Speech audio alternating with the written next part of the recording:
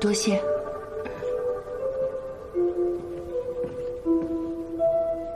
怎么还背着剑呢？虎口之物只能随身携带。以剑虎口，难不成你是刺客？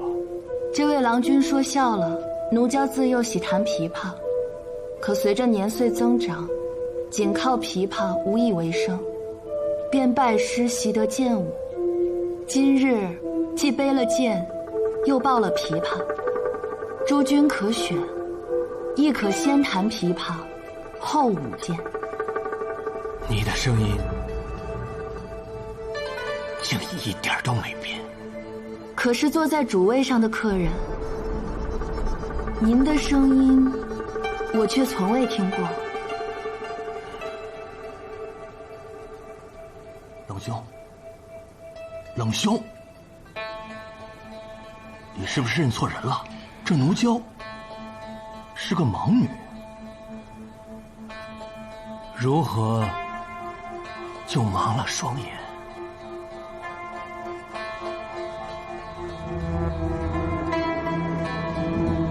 你肯定是认错人了。那就先舞剑吧。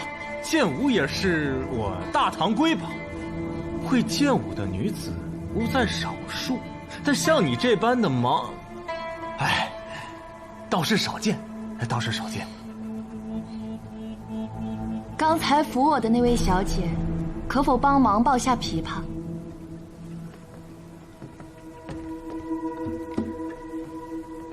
多谢。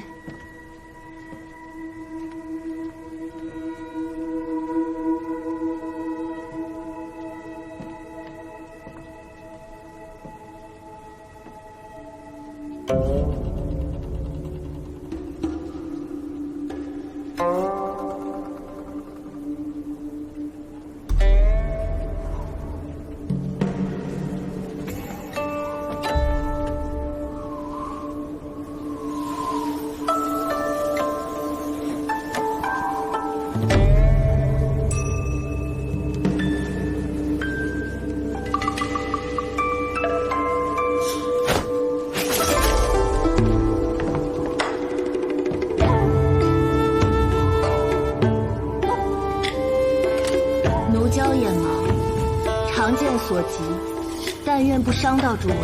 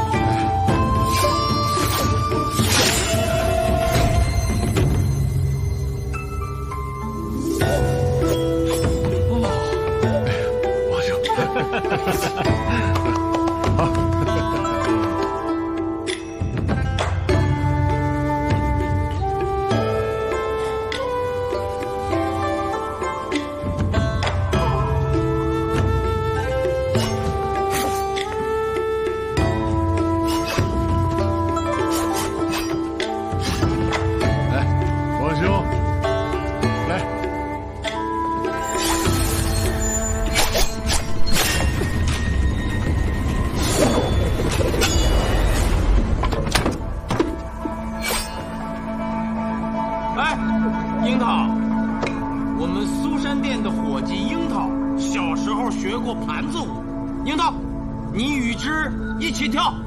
遵命。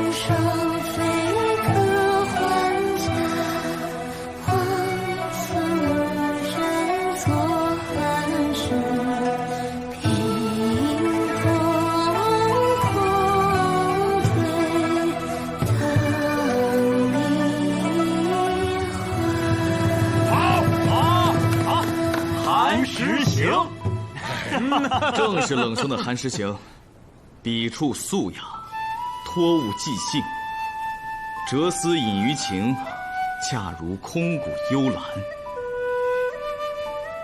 好事，那我给记一下。快记！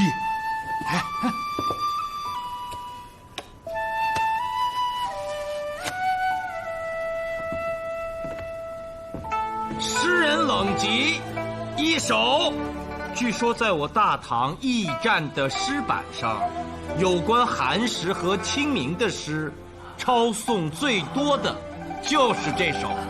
光阴如长河，诗人万千。其实一个诗人，如果能有首诗在1000年后仍被传唱，就非常了不起了。冷先生的佳作，我10年前就读过，至今一到寒食节，仍会抄写背诵。诸位过誉了。我阮大兄，何时才能写出这样的诗句呀？唉，瞎嘀咕什么？哎，班主，班主，哎，快来，快来，快来，快来！还有歌姬没有啊？回主家，没有了。我们玄火班只有这5位歌姬。唱了右伯兄2首诗。今日赌诗，你赢了。冷兄，刚才确实有2位歌姬唱过我的诗，但是与这位姑娘相比，却是逊色太多。要我说，论胜负，不该看唱谁的诗多，而应该看班中花魁唱的是谁的诗。复议，此女子绝对是这百戏班子当中的花魁。冷兄，你胜了。高某人输得心服口服。我阮大兄也甘拜下风。哎，等等，你还能占上风吗？你也不看看这席间都是什么人。哎，我就说的对。娇奴，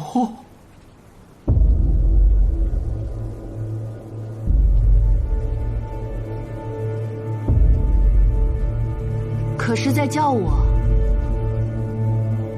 错了，我叫奴娇。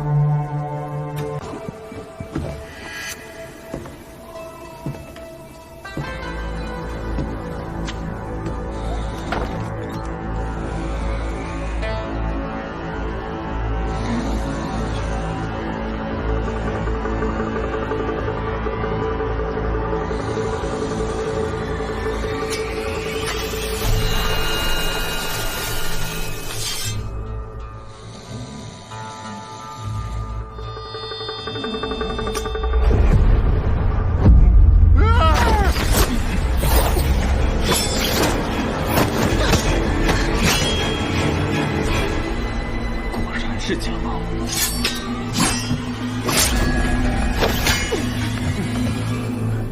好剑法，看着是真刺客。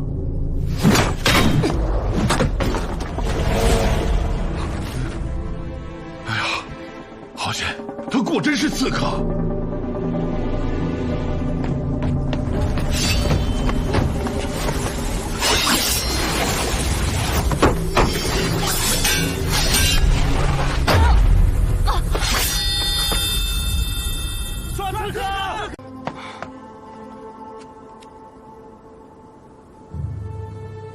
冷极，愿待他受罚。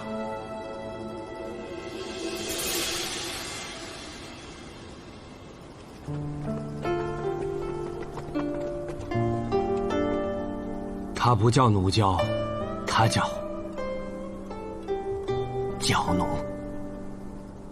我们在洛阳相识，那时我在神都谪居备考，却屡试不中，以致意气消沉，整天混迹在秦楼楚馆。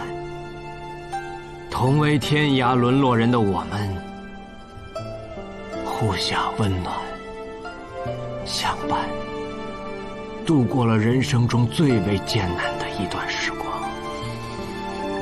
后来娇奴渐成头牌，每日应酬达官贵人。有一次，我去找焦奴，看见他正被一个将军搂抱，我不忿，上前呵斥，结果被痛打。愤怒之下，我迁怒于焦奴，发誓从此不再相见，并诅咒他定会盲了双眼。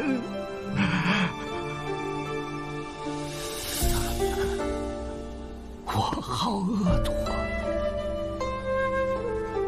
如今想来，实属不该。他本歌姬应酬客人，也是为了尽早赎身，与我永不分离。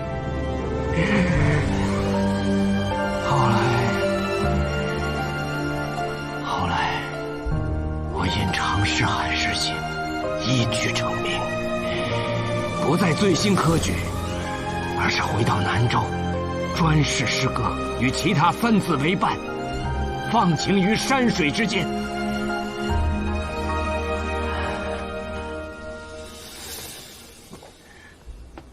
但我的心中一直对你存有愧疚。今日就让我冷极替他顶罪吧。对我来说，这是一次机会，弥补过错的机会。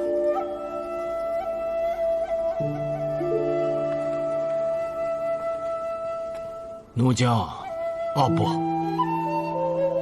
焦奴，你不想说说吗？顶罪一事可不是诗人冷极愿意顶就能顶的。自与冷极决裂，我心灰意冷。所谓花魁，红3年已是长久，之后便无人问及。我从洛阳到长安，又红了2年。再后来，我没有去鬼市的幽怨楼，也没有嫁作商人妇，而是去畅游天下。在嵩山遇见一位饥寒的老翁，我给了他胡饼，他便成了传授我武艺的恩师。再后来，我以奴娇为名，成了一名刺客。想起冷极当年对我的诅咒，便以眼盲隐藏身份。但我却从未杀过人。没杀过人？难道你也是骗取定金的刺客？不是，我看也不是。你的武艺没那么差，莫非下不了手？今日你原本是有机会。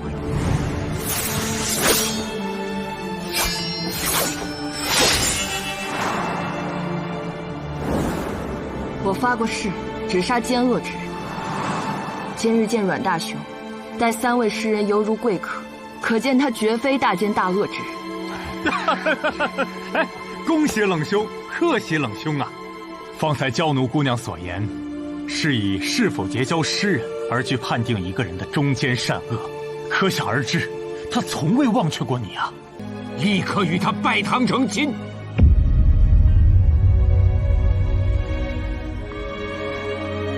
哎呀，这可是大喜事儿啊！哎，这样婚宴我阮家酒楼包了。要什么婚宴？对，我2人这就对月拜堂。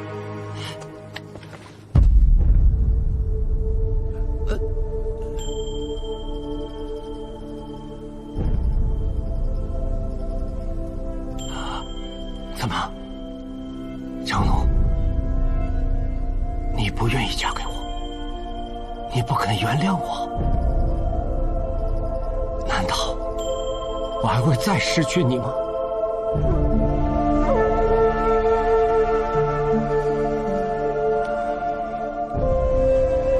也罢，你在行凶现场被抓，即便不出死刑，恐怕也要长流3000里，终是难以生还。不如我冷极就先行一步，到阴曹地府去等你拜堂。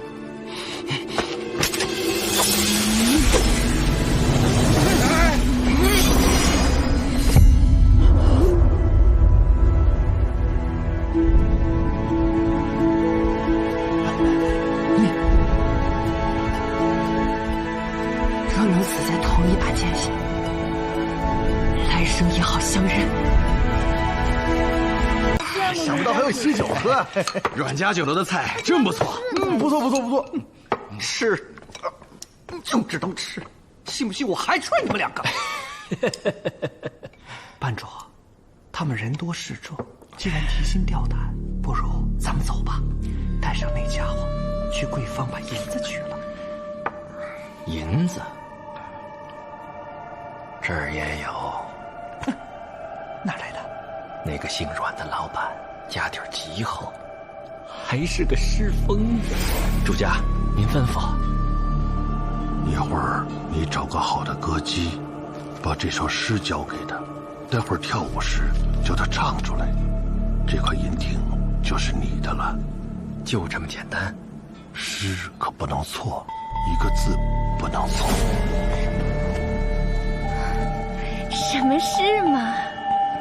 这个一个字儿不落的背下来，待会儿唱，少不了你的好处。是。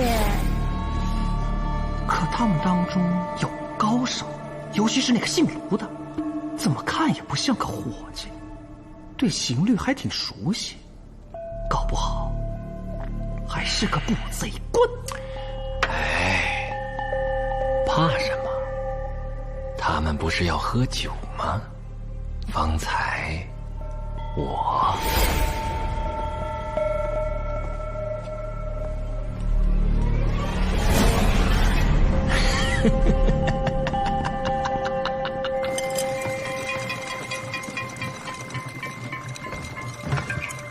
卢兄，刚才可是说好敬我们诗人一人3大碗，你却换成了水，但终究引得刺客出手，真乃妙计。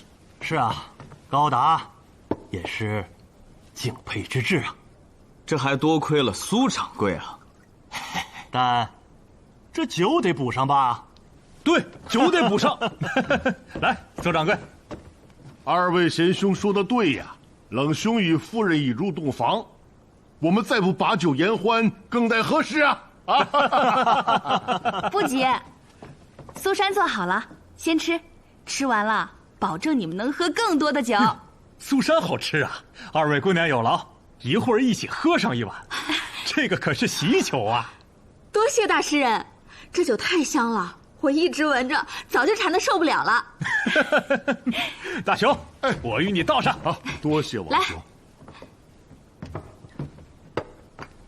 各位，这苏珊旧酒啊，越喝越有。咱们先吃苏珊，而后痛饮。好，好，好。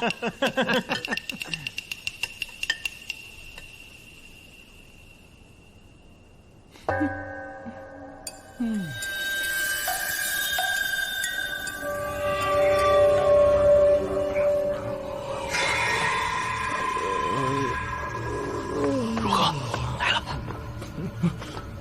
喝了，至少喝了3大碗，这会儿都昏死如猪了。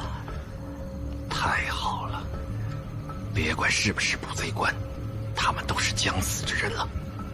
六郎、七郎，你们2个守在1楼，若有人下来，见一个杀一个。懂。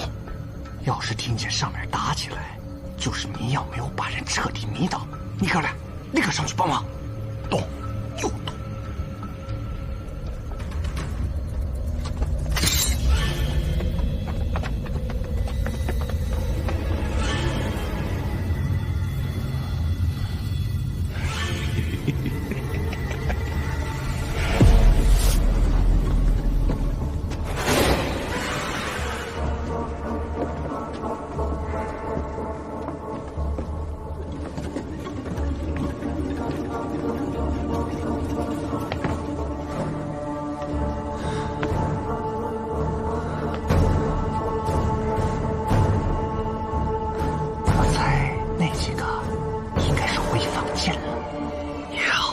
先把这2个练家子宰了。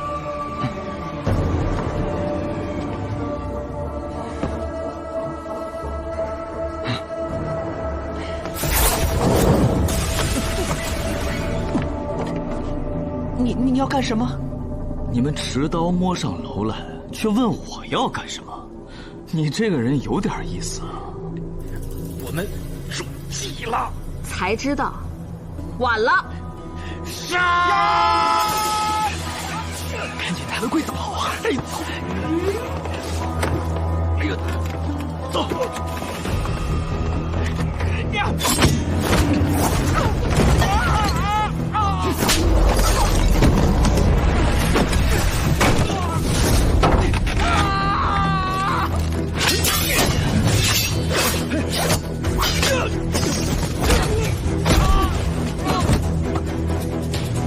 他娘的，6冷7热，怎么还不来呀？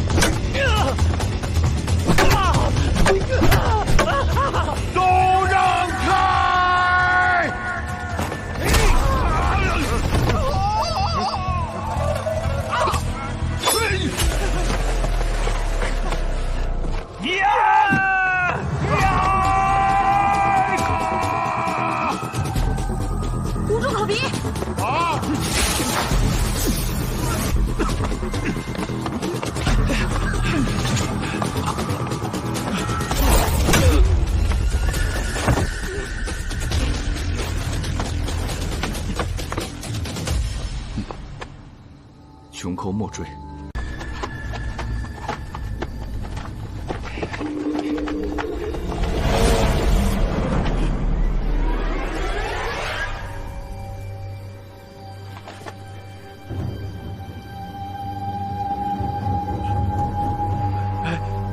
二当家，你怎么才来啊？你们两个竟然不上楼救我！想私吞金银，看我不踹死你们两个！不是二当家，不是这样的呀，二当家，我错了，服了，你们两个废物，赶紧抬老子跑！跑不动了，歇会，歇着，不想活了，等着官府的人来抓，赶紧抬老子跑！这柜子没压在你肩膀上。要不你试试？你竟然敢这么跟我说话！刀！别！再是我一个试试！不敢了，家的。柜子里的老家伙实在是太沉了。现在咱们中了圈套，柜房中的金银是取不出来了，不如把那老家伙杀了。对呀，二当家的，把他给杀了，把这边东西拿出来，咱们3个人平均1分，一起远走高飞。我是谁？你俩是谁？还想跟我平分？你想干什么？你这娘的！你们别过来！我是副班主。别！咱们还是兄弟。当年可是我收留了你们2个。呸！收留？你就是让我们一辈子给你当牛做马！柜子里的金银都归你们，放过我！放了你！你在捶我们屁股是吗？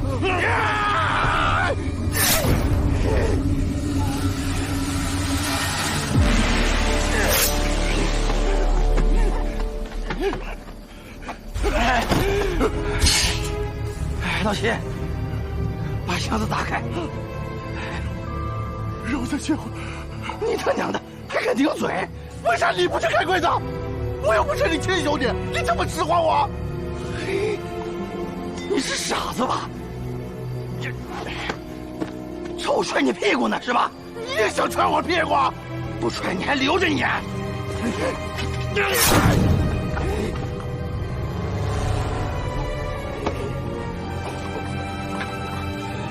分3分，不如分2分，分2分，不如我一人独得。去死吧！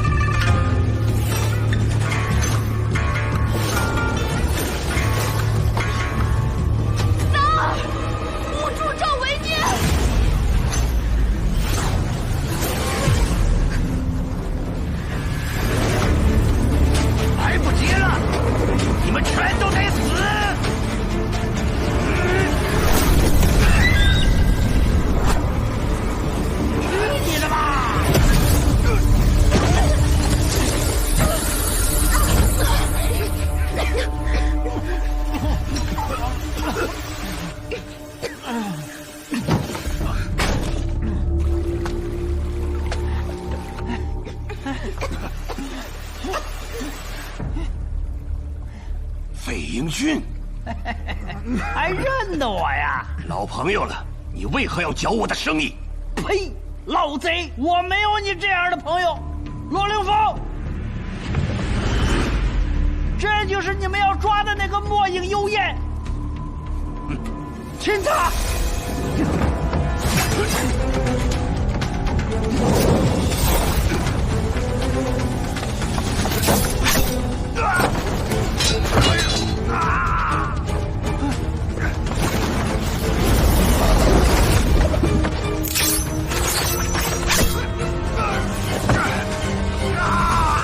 罗凌风，别怕，那是幻术。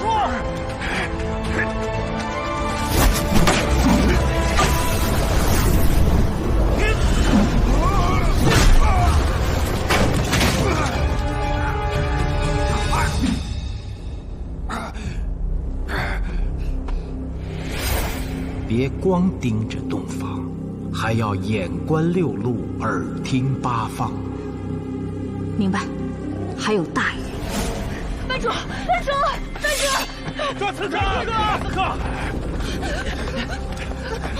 姑娘们，放下兵器，别逼我们动手啊！想试试大唐诗人的实力吗？听话。跟他们拼了！拼什么拼？我们也是被那个老家伙给逼的，最多算从犯。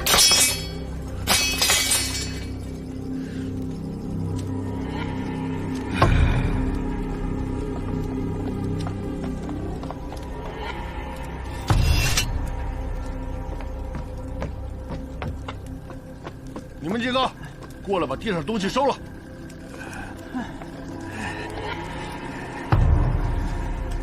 季师公，我一直担心你喝醉了误事儿。醉什么醉呀？苏明根本就不让我喝呀！忙活了半天了，我得犒劳我的酒虫子了。哎，老费，有个重要的任务要交给你，不可喝酒。什么重要的事儿还耽误我喝酒？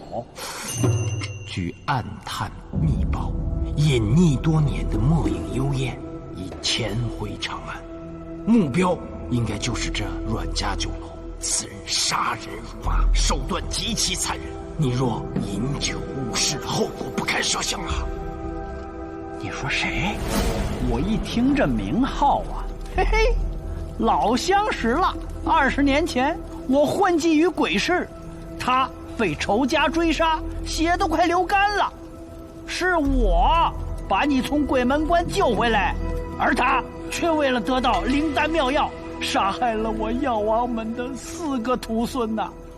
那几个孩子都管我叫师叔啊！我今天要给他们报仇！把剑给我！非说杀个老贼，何须您亲自动手？我今天一定要吃他的肉，喝他的血！哎呀，老费，行了，他罪行累累，需一一审问，务必还所有亡灵公道。墨影幽燕，你躲了20年，却敢给这百戏班子起名叫玄火班，玄，墨色也；幽燕，鬼火也。你这是在挑衅公谢呀！行了，老费，这一天天的，就知道吹。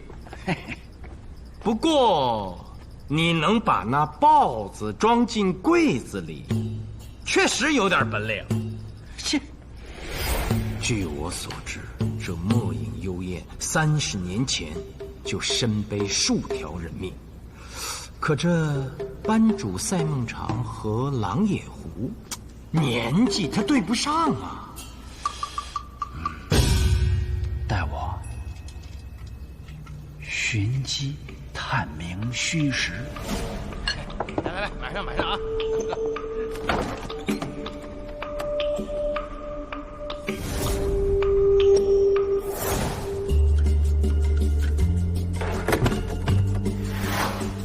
我也20年没见那老贼了，所以乍一相见，我也不敢立即确认。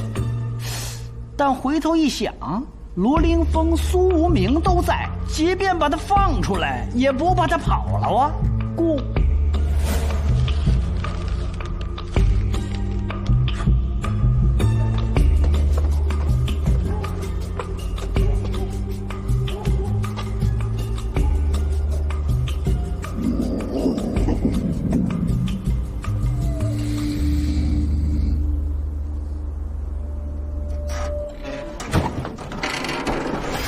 能把人给迷晕，还能把豹子熏醒之后让他受你驱使，真乃神仙也。昔日我在南州治头风病，在云顶治哑奴，他们也这么叫我啊。你们是冷极的朋友，就不必如此客套了。哎，冷极人呢？让他出来陪我喝酒啊！我1天没吃肉，1天没喝酒了。冷极，老神仙，老神仙，酒席呢可以再摆，但今日是冷极兄大婚的日子，洞房花烛一克千金呢，就不要叫冷极兄陪你喝酒了。我呢虽然不算什么诗人，但高兄、王兄2位可是鼎鼎大名的诗人，我们几人陪你饮酒可否啊？只要喝酒，谁陪都一样。罗凌风，我今天可立了大功，你是司法参军，你一会儿得多敬我2碗啊。苏国明啊，你这1天净差遣我了，你也得敬我几杯。都敬都敬，还有我呢。樱桃，你职责在身，不可擅离岗位。你派我那活儿，喝酒会误事，还不赶紧帮我去看着？洞房早就熄了灯了，有什么好看？等会儿。季师公，我陪樱桃一起小酌，服务上。走。你我要是没记错的话，这应该是第4次重拜宴席了啊！来，喝酒。来，诸位。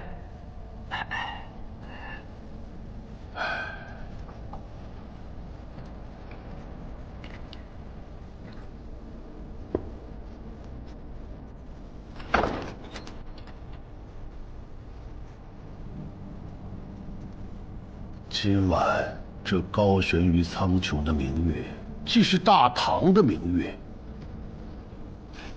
更是诗人的明月。可惜，我阮大雄能帮雍州府捉贼，却不知如何写出更好的诗句。阮老板，坐。哎呀，一轮明月，居然让你这样一个汉子一下子忧伤起来，可见我长安处处皆有诗意，写出好诗句对你来说，早晚的事儿。过去很长一段时间，我认为诗意来自于诗本身，有最精美的语言就够了。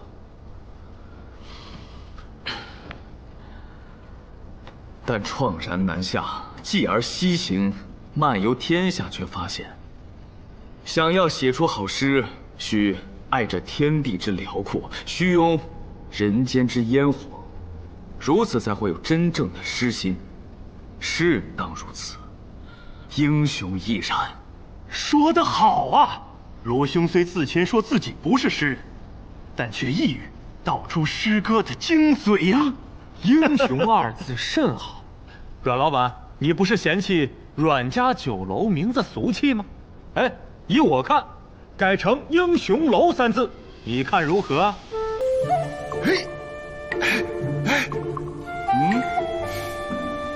这个名字好啊！我愿替你题写“英雄楼”3个字。哎呀，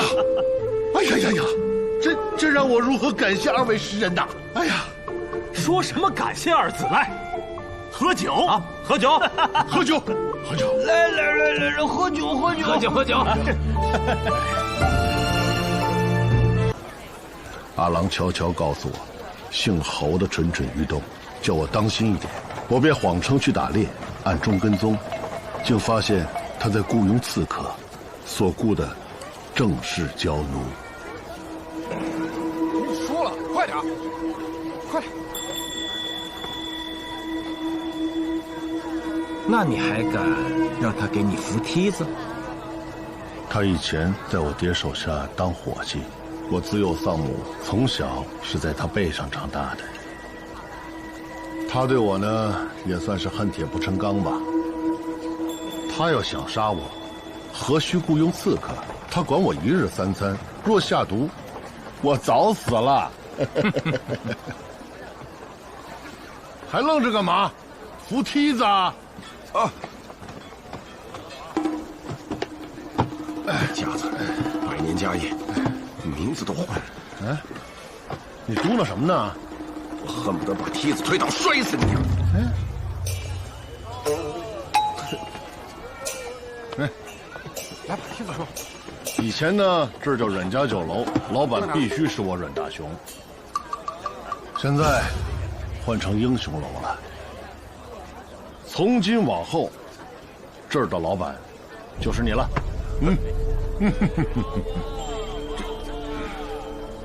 大雄，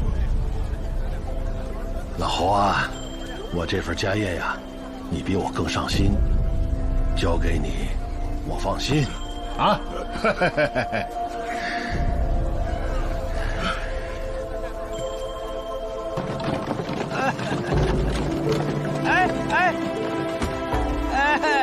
这苏珊的钱谁给结一下啊？他是老板，他结。任大雄，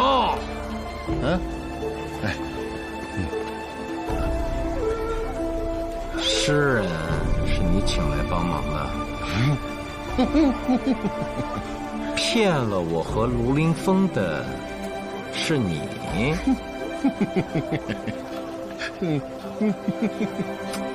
不过这英雄2字，你阮大雄还真配得上。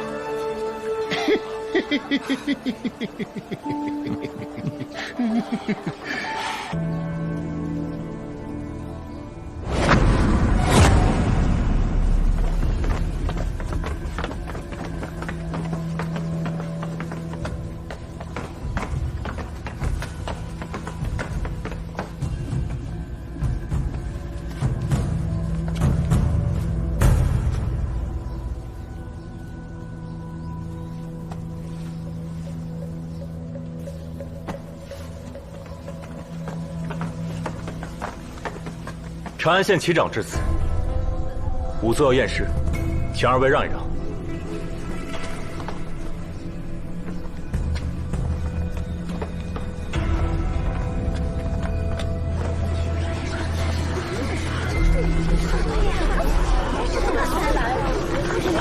让一让，留下来，围下来，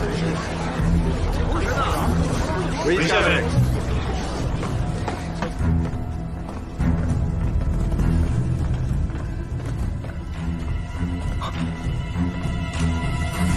韦县尉，怎么样？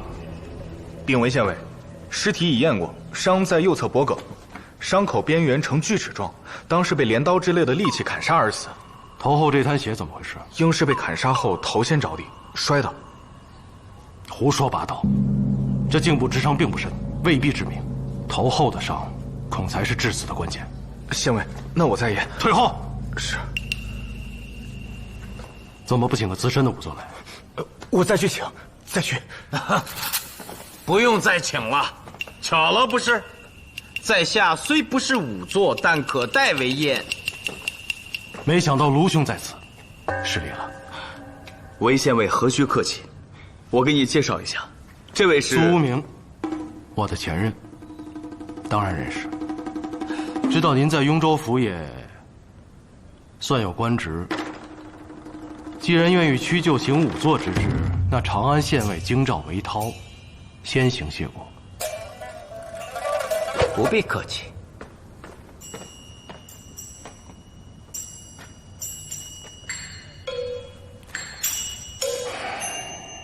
这应该是件普通命案，没想到卢兄比我先到。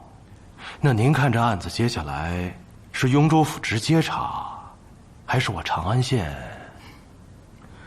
司法公廨入坊理案，今日正来到丰乐坊，此案是突发，并非有人报案，故由韦县尉查比较妥当。那在下就不客气了。死者何人？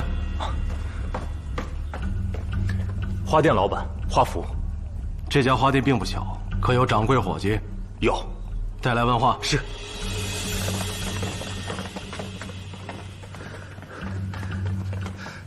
小的姓张，是掌柜的。尸体是你先发现的？是啊，花店在午正时分要闭店，未出时再开门。全因我们老板格外开恩，给了我们半个时辰吃饭休息。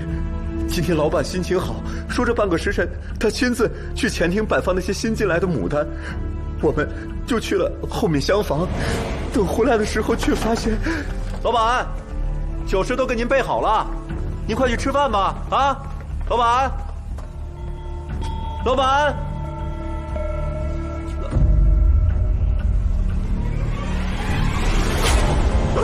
老板，老板，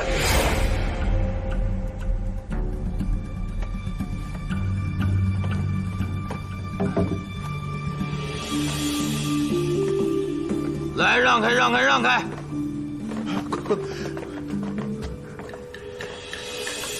验过了，正如韦县尉所推断的，脑后的砸伤在先，且更致命。脖颈处的伤口应该是这镰刀所致。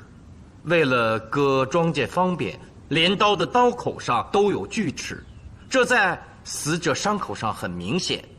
故仵作虽年轻，缺乏经验，但也并非一无是处。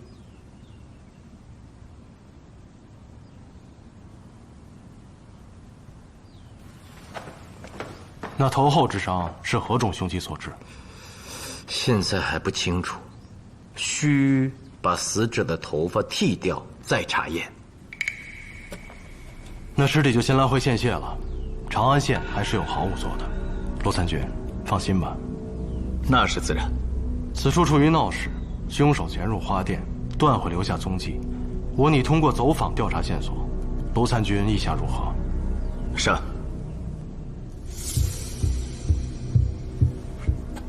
苏先生的意思呢？脱。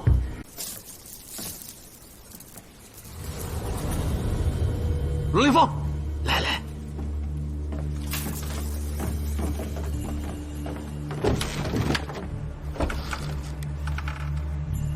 跳窗而逃。哎。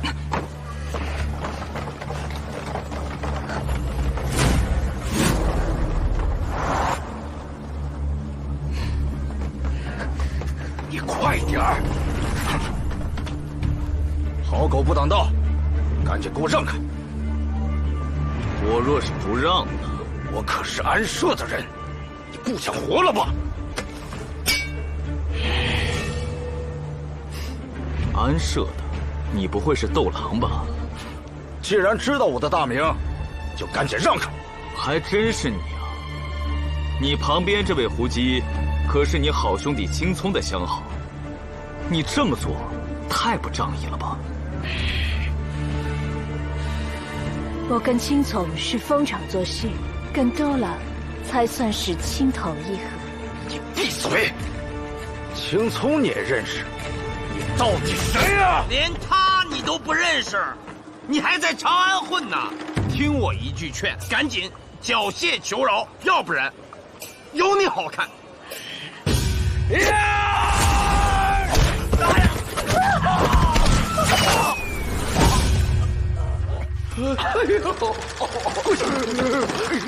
妹妹，斗狼，你们怎么在这儿啊？我去拿此人，没想到让卢兄带回来了，韦某惭愧。韦兄何出此言？我也是正好碰到。您这就自谦了。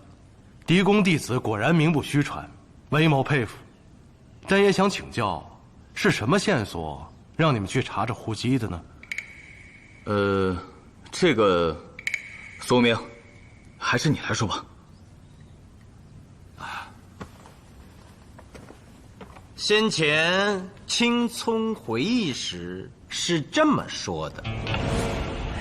难道就一块银锭吗？梅梅这么问，便是知道青葱收账的数目。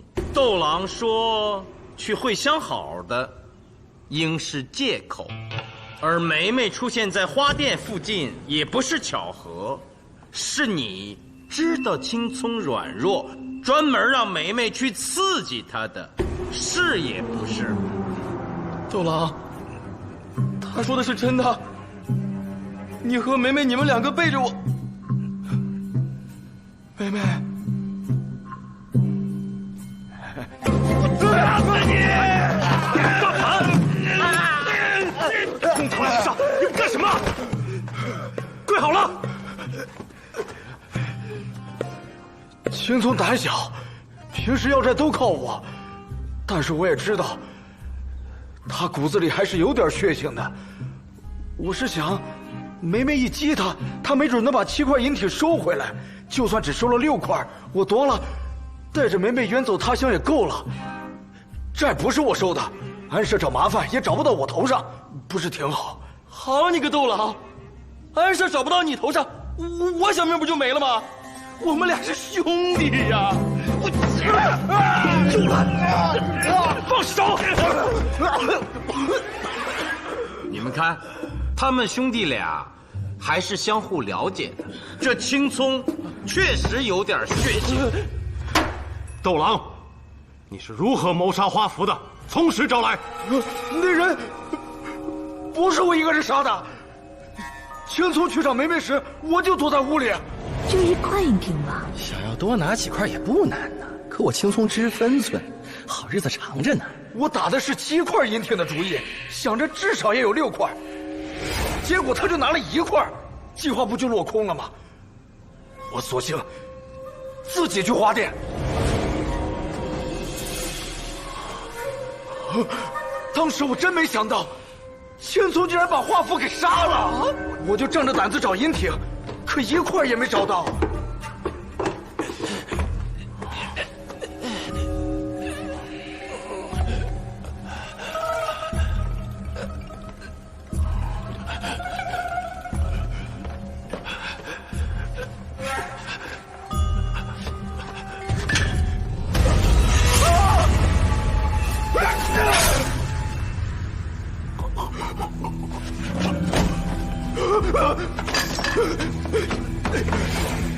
这么说，花府脑后之伤不是你所为？当然不是我了，是他。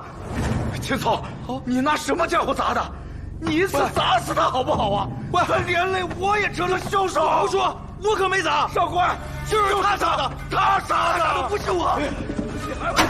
大胆狂徒，一再藐视公堂！来人，拖下去，各打20大板。这不是我，少官，不是我杀的。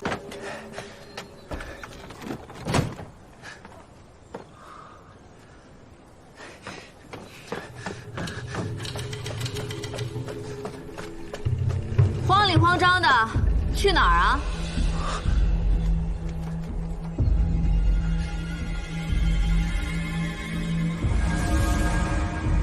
谁家的小娘子如此放肆？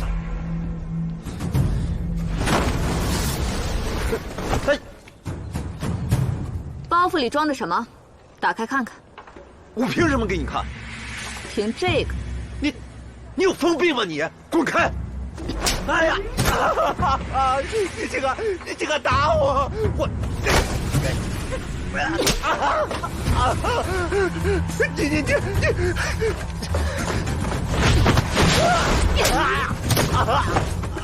娘子饶命！娘子饶命啊！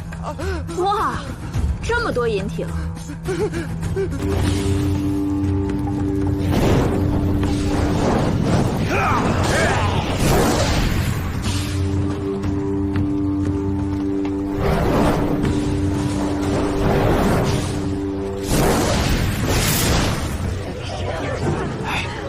来了！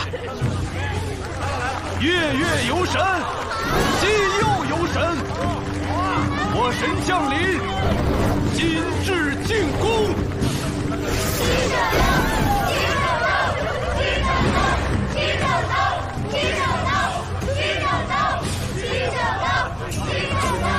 我就跟你说吧，这7圣刀最受欢迎了。据说在这请神仪式上，那火焰部下面的人已被火神附体。还有一种说法，这个时候钻到部下，1年都有好运气，干啥啥能成。哎。7圣刀，7圣刀，7圣刀，7圣刀，7圣刀。